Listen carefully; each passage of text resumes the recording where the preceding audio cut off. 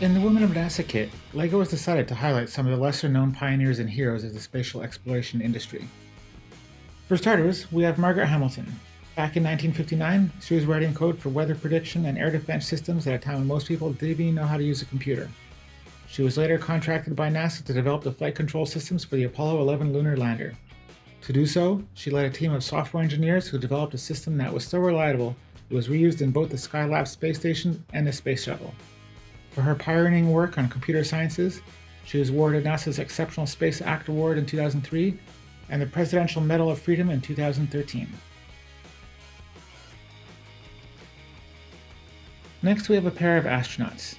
On the left, we have Mae Jemison. Starting off with a bachelor's degree in chemical engineering and African studies, she then completed her doctorate in medicine. While living in West Africa, she was the Peace Corps' medical officer for Sierra Leone and Liberia. In 1987, Mae was one of only 15 out of 2,000 candidates that was chosen for NASA's astronaut training program. 5 years later, she was officially the first woman of color in space. While in orbit, she spent nearly 200 hours conducting experiments in life sciences, material sciences, and medicine.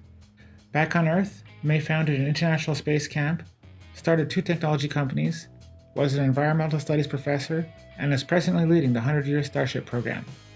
Over her life, she's received numerous awards, is a member of the National Academy of Medicine, the Women's Hall of Fame, and the International Space Hall of Fame.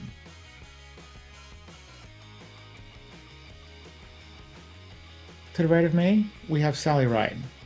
While completing her PhD, she read that, for the first time, NASA was accepting female candidates for their astronaut training program. Of the 8,000 candidates that applied, she was one of only 6 women that were selected. In June of 1983, Sally was officially the first woman in space.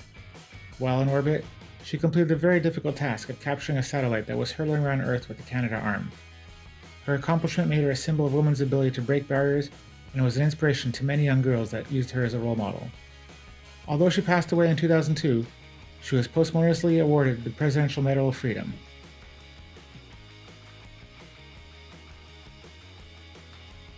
Last but not least, we have Nancy Grace Roman. Born in the 1920s, she came into this world at a time when women were told they had no place in the world of science, but she was not one to be told what she could not do. Having graduated early from high school, she worked at several observatories while she completed her PhD in astronomy. In her late 20s, Nancy published a paper on the unusual behavior of the star IG Draconis, which gained her recognition in her field.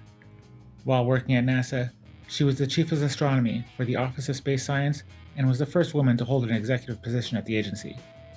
During her many years of service, she was involved in the development and launch of several satellites.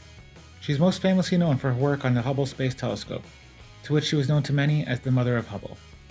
Nancy received NASA's Exceptional Science Achievement Medal and has had the Nancy Grace Roman Technology Fellowship in Astrophysics and the asteroid 2516 Roman named in her honor. While a lot has changed since these exceptional women had to overcome the biases against them, I hope that they continue to inspire and prove that anyone, of any background, can accomplish great things if they only believe in themselves.